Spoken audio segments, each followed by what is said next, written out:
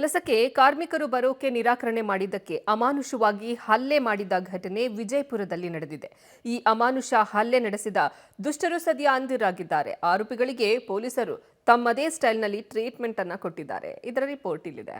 ವಿಜಯಪುರದಲ್ಲಿ ಕಾರ್ಮಿಕರ ಮೇಲೆ ಹಲ್ಲೆ ಕೇಸ್. ಹಲ್ಲೆ ಆರೋಪಿಗಳಿಗೆ ಪೊಲೀಸರ ಸಖತ್ ಟ್ರೀಟ್ಮೆಂಟ್. ಪಾದಗಳನ್ನ ನೆಲಕ್ಕೆ ಊರಲಾಗದೆ ಆರೋಪಿಗಳ ಪರದಾಟ. ಈ ರೀತಿ ಕುಂಟುತ್ತಾ ಸಂಪೂರ್ಣ ಪಾದಗಳನ್ನ ಊರಲಾಗದೆ ಒದ್ದಾಡುತ್ತಿರುವ ಇವರೇ ಕಾರ್ಮಿಕರ ಮೇಲೆ ಅಮಾನುಷವಾಗಿ ಹಲ್ಲೆ ಮಾಡಿದ ಆರೋಪಿಗಳು. ವಿಜಯಪುರ ನಗರದ ಗಾಂಧಿನಗರ ಬಡಾವಣೆ ಬಳಿ ಇರುವ ಖೀಮು ರಾಠೋಡ್ ಎಂಬಾತನ ಇಟ್ಟಂಗಿ ಭಟ್ಟಿ ಇದೆ.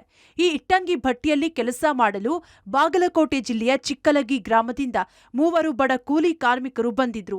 ಸದಾಶಿವ ಮಾದರ, ಸದಾಶಿವ ಬಬಲಾದಿ, ಮಹೇಶನಿಗೆ ಕ್ರೂರಿಗಳು ಕೈಕಾಲು ಕಟ್ಟಿ ಕಣ್ಣಿಗೆ ಖಾರದ ಪುಡಿ ಎರಚಿ ಪೈಪ್ಗಳಿಂದ ಹಿಗ್ಗಾಮುಗ್ಗ ಥಳಿಸಿದ್ರು.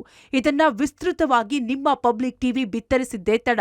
ಪೊಲೀಸರು 5 ಆರೋಪಿಗಳನ್ನ ಬಂಧಿಸಿ ಸರಿಯಾದ ಟ್ರೀಟ್ಮೆಂಟ್ ಕೊಟ್ಟಿದ್ದಾರೆ.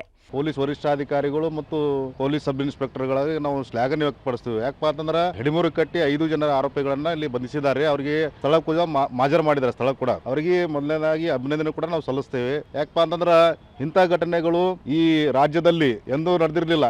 ವಿಜಯಪುರದಲ್ಲಿ ನಡೆದಂತ ಈ ಏನು ಹೇಯ ಕೃತ್ಯ ಇದು ಎಂದೂ ಆಗಬಾರ್ದು. ಪೊಲೀಸರು ಮಾಡಿದಂತ ಏನ ಘನ ಕಾರ್ಯ ಐತೇನಲ್ಲ ಇದನ್ನ ನಾವು ಅಭಿನಂದಿಸ್ತೀವಿ. 5 ಜನ ಆರೋಪಿಗಳನ್ನ ಹಲ್ಲೆ ನಡೆಸಿದ್ದ ಸ್ಥಳಕ್ಕೆ ಕರೆದೊಯ್ದು ಸ್ಥಳ ಮಹಜರು ಮಾಡಲಾಗಿದೆ. ಗ್ರಾಮೀಣ ಪೊಲೀಸ್ ಠಾಣೆಯಿಂದ ಆರೋಪಿಗಳನ್ನ ಕರೆದೊಯ್ಯುವಾಗ ಕುಂಟುತ್ತಾ ಸಾಗಿದ್ರು. ಪೊಲೀಸರ ಕಾರ್ಯಕ್ಕೆ ಸಾರ್ವಜನಿಕರು ಶ್ಲಾಘನೆ ವ್ಯಕ್ತಪಡಿಸಿದ್ದಾರೆ. ಏನು ನಿನ್ನೆ ನಡೆದಂತ ಘಟನೆ ಅಮಾನವೀಯ ಘಟನೆ. ಆ ಘಟನೆಯಲ್ಲಿ ಕೆಲವೊಂದು ಸೆಕ್ಷನ್ಗಳನ್ನ ಪೊಲೀಸ್ ವರಿಷ್ಠಾಧಿಕಾರಿಗಳು ಅದನ್ನ ಲಾಗು ಮಾಡಿದ್ದಾರೆ.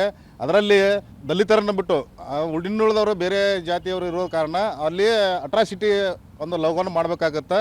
ಅದನ್ನು ಕೂಡ ನಾವು ಅವ್ರಿಗೆ ರಿಕ್ವೆಸ್ಟ್ ಮಾಡ್ಕೊಳ್ತಾ ಇದ್ದೀವಿ. ಕೂಡಲೇ ಅದನ್ನು ಅವ್ರು ಏನು ಬೇರೆ ಜಾತಿಯ ಏನು ಅದರಲ್ಲಿ ಹಲ್ಲೆ ಮಾಡಿದಾರಲ್ಲ ಇವ್ರ ಮೇಲೆ ಅವರು ಒಂದು ಇದಕ್ಕಾಗಿ ಅವ್ರನ್ನ ಏನೋ ಅಟ್ರಾಸಿಟಿಯನ್ನು ಕಾಯ್ದೆಯನ್ನು ಜಾರಿ ಮಾಡಬೇಕಂತ ಹೇಳಿ ನಾವು ಕೇಳ್ಕೊಳ್ತಾ ಇದ್ದೀವಿ.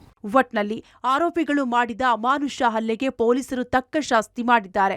ತಾವು ಮಾಡಿದ ಕರ್ಮವನ್ನ ತಾವು ಅನುಭವಿಸಲೇಬೇಕು ಅನ್ನೋ ಮಾತಿಗೆ ಈ ಪ್ರಕರಣ ನಿದರ್ಶನವಾಗಿದೆ.